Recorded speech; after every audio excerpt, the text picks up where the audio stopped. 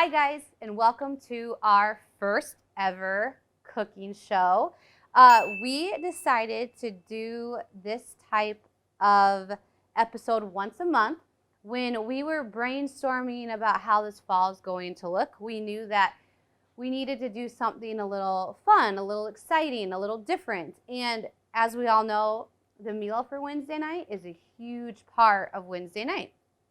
So we were thinking, how could we incorporate our meal with you in a virtual way? And Chris Condon had a light bulb go off, and he thought, what if we filmed us cooking? And from there, it stemmed into what we are going to present to you tonight. So what we're going to do once a month is I'm going to pick out a recipe from this cookbook. And it was created by our wonderful UMW group. And I will post the recipe on our Facebook page a week in advance. And we invite you to go out and to get all the supplies and all the ingredients that you need. And then you can either cook right along with us, or you can make it ahead of time, and then while you're eating it, watch me cook it. So for our first Wednesday cooking show, I chose a recipe that is from Arlene Fleming and Gail Thornton. And if you have the cookbook, it's on page 192, and it is titled Scalloped Chicken. And I also called Arlene because I wanted just to get a little info about this recipe. So while I'm going through this, I'm going to kind of talk about my conversation I had with Arlene. All right, so let's jump on in. So the very first thing we're going to need is half a cup of margarine. And it says melt the margarine. So that's what we're going to do. Put my pan over here. Now, those of you that have cooked in this kitchen, you know that these ovens can be a little tricky.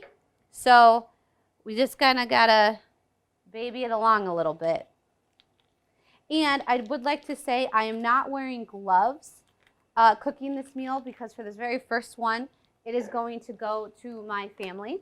But for next month, what I would like is, if you have someone that you think would love a meal, let me know, nominate them, and then we would be sure and we would love to get this meal to them.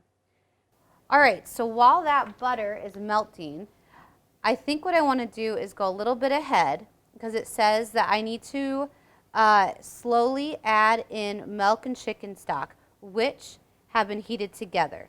So in my other pan over here, I'm going to dump 4 cups of chicken stock in here. So I'm going to get this going. Ooh.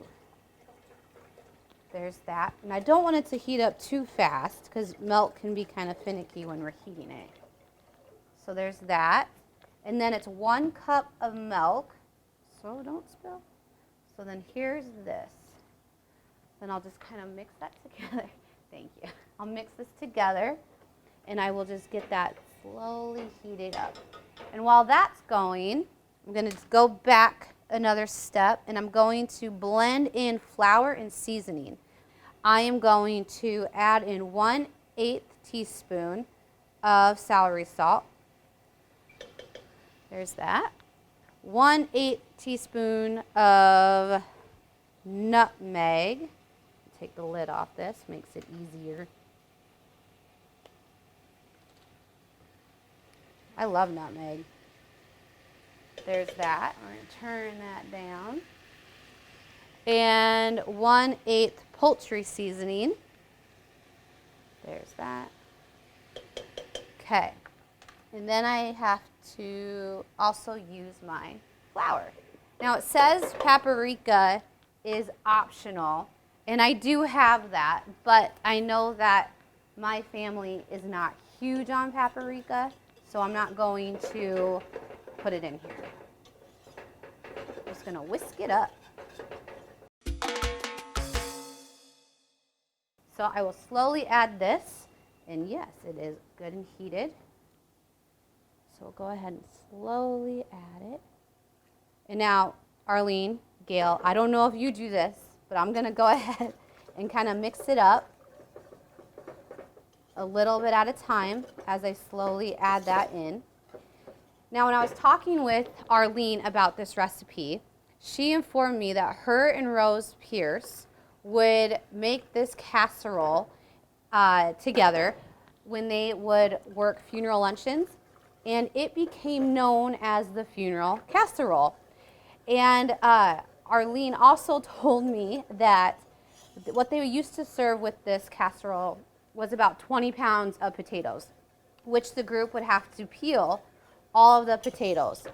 Well, in the 1960s, instant potatoes came out, and Arlene and Rose found this box when they were shopping for the potatoes, and they thought, hey, we should give these instant potatoes a try.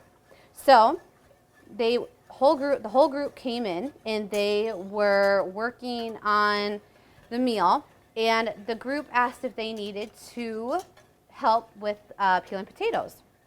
And Rose and Arlene said, no, you're fine, just go ahead and head on home. And that is when they mixed up their secret new ingredients, which was the instant potatoes. And the next group came in and they helped serve, and nobody even noticed that they weren't serving real potatoes and that they were serving instant potatoes. So Arlene has always loved that little fact, and she shared it with me with a laugh, and I really enjoyed hearing that little bit of history. Now what we need to do is return to heat and cook slowly until thick and smooth while stirring. Okay. During this whole pandemic and coming back this fall and realizing that we weren't going to get together for Wednesday night meal was, as I'm sure for all of you, really sad. And one of the reasons why it was really sad for me is because I love cooking, and the group of women that come in and help me cook our delicious meals are just fantastic women. And we always enjoy our time in the kitchen together. And I have learned so much from them over the past, now almost 5 years. And it has been just an absolute joy. And so part of the reason why I chose this recipe is because Arlene Fleming is one of the women that comes in and helps cook.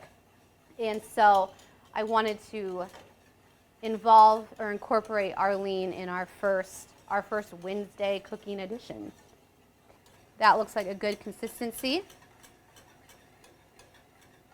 Now, I would also like to add that this recipe, Gail went ahead and she added some celery and diced green peppers and pimentos, and she also browns the breadcrumbs. So if that's something that you want to do, go for it. It sounds delicious. I didn't do that because, again, I'm making this for my family, and as many of you know, I have 2 boys, and they get kind of picky with vegetables, so they wouldn't like the celery and green pepper. I think it would be delicious. So now I am just kind of spraying my pan so it doesn't stick. And what we do is we layer our chicken, and it calls for 3 to 5 cups of cooked chicken. I have about 3.5. And then you will layer the chicken and the breadcrumbs. And then after you're done layering, you will then pour the gravy over that. And I've already got our oven heated till 350. And then we'll put it in the oven for about 30 to 35 minutes. So let's go ahead and start layering.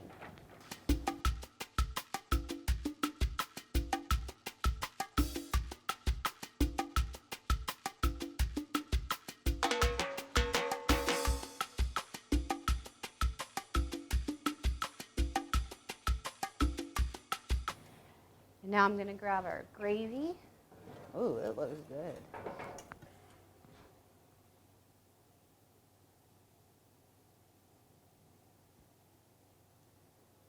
Arlene and Gail, I hope I did this recipe correctly, and I hope that I made you proud.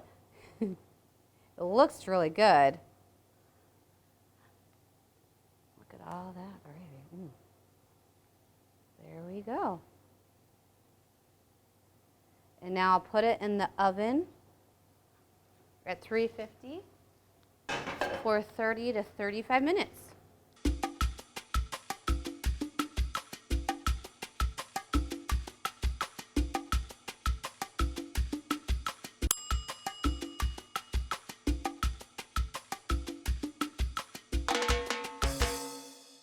here we go. This is our finished scalloped chicken casserole, or as Arlene and Gail called it, the funeral casserole. And I would like to thank Arlene and Gail for submitting this in, and thank you for letting us use it for this time. As we said earlier, if there is a family that you would like to have a meal go to or that you think would appreciate it, nominate them by emailing me directly. We will be doing this every third Wednesday, so they will get a meal probably about a week before that. So thanks for joining us, and we'll see you guys next week. How